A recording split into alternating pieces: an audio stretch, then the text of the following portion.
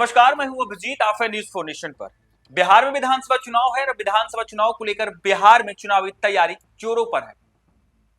नेता लगातार अपने क्षेत्र में घूम रहे हैं, लेकिन कई नेता ऐसे हैं जो टिकट की दावेदारी के लिए लगातार पटना के पार्टी दफ्तर में चक्कर लगा रहे हैं। लेकिन आप भी यदि राजद से टिकट चाहते हैं, राजद से विधायक बनना चाहते हैं, तो अब राजद ने टिकट देने की प्रक्रिया पूरी तरीके से बदल दिया है। यानी तेजस्वी यादव 2025 के बिहार विधानसभा चुनाव में अब विधानसभा में टिकट देने की प्रक्रिया को जो है पूरी तरीके से बदल दिया है।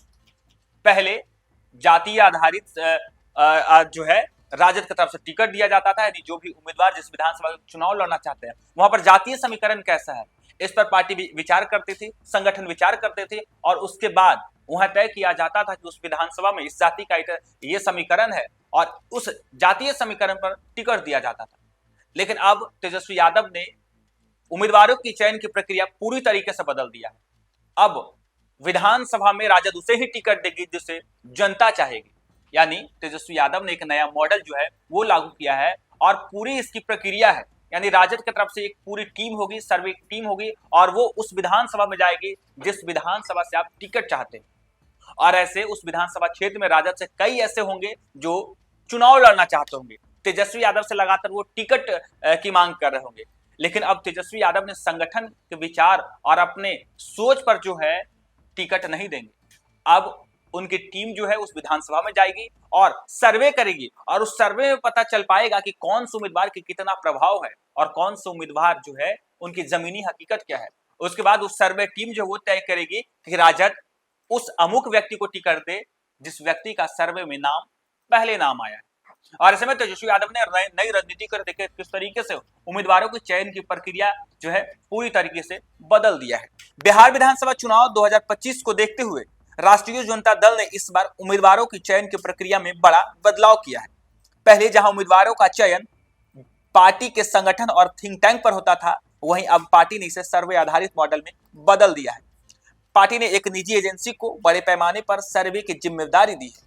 इस सर्वे में न केवल जातीय समीकरण को देखा गया, बल्कि यह भी आकलन किया जाएगा कि किस सीट पर किस उम्मीदवार का विभिन्न जाति समूह में सबसे अधिक स्वीकार्यता है। राजद ने सर्वे को 2 चरण में पूरा कराया है।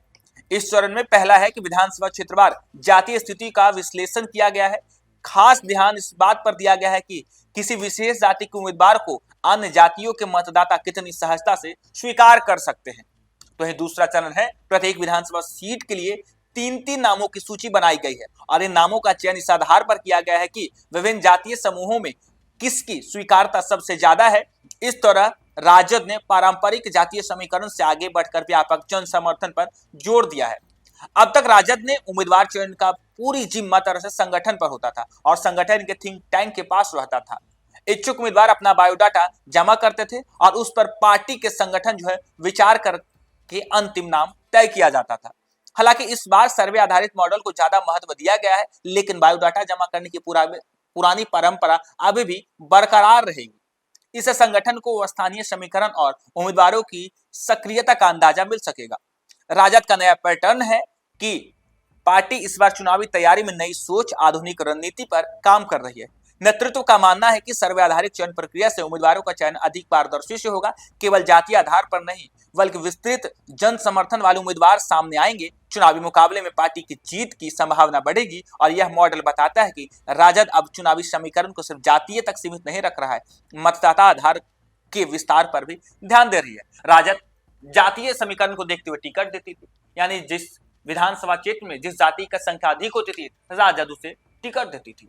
लेकिन अब ऐसे में राजद ने इस बार जो है चयन की जो है उम्मीदवारों के चयन की प्रक्रिया में पूरी तरीके से बदलाव किया है, थोड़ा सा डिजिटल किया है, थोड़ा सा आधुनिक किया है और जनता के डिमांड पर अब उस विधानसभा में उम्मीदवार जो है राजद तय करेगी। यानी राजद की तरफ से एक सर्वे किया गया, इस सर्वे में जो है 3 नाम जो है वो लाए गए और 3 नामों के अलावा जो है वहां पर राजद की जो सर्वेयर टीम थी वो विधानसभा में गई और उस विधानसभा में उन तीनों उम्मीदवारों की चयन की प्रक्रिया जो है वो पूरी की।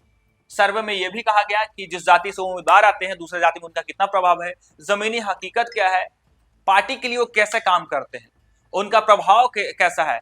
इन तमाम मुद्दों को लेकर जो है सर्वे टीम सर्वे किया, उसके बाद पार्टी को यह नाम दिया गया और इन 3 नामों में अब पार्टी विचार करेगी कि 3 नामों में सबसे पहले नंबर पर कौन से उम्मीदवार आए।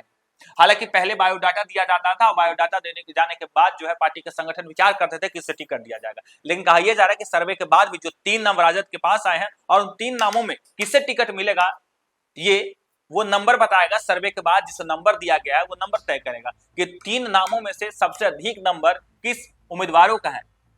और ऐसे में अब कहा यह जा रहा है कि उसके बाद बायोडाटा की प्रक्रिया पूरी होगी, जिससे संगठन को यह पता चल पाएगा कि जो उम्मीदवार है कितने सक्रिय हैं। यानी बायोडाटा की परंपरा पहले जैसे ही रहेगी, लेकिन टिकट बंटवारे में अब देखें किस तरीके से सर्वेयर टीम के आधार पर राजद अब उम्मीदवारों का चयन करेगी। फिलहाल के लिए इतना ही। आप देखते रहिए न्यूज़4नेशन।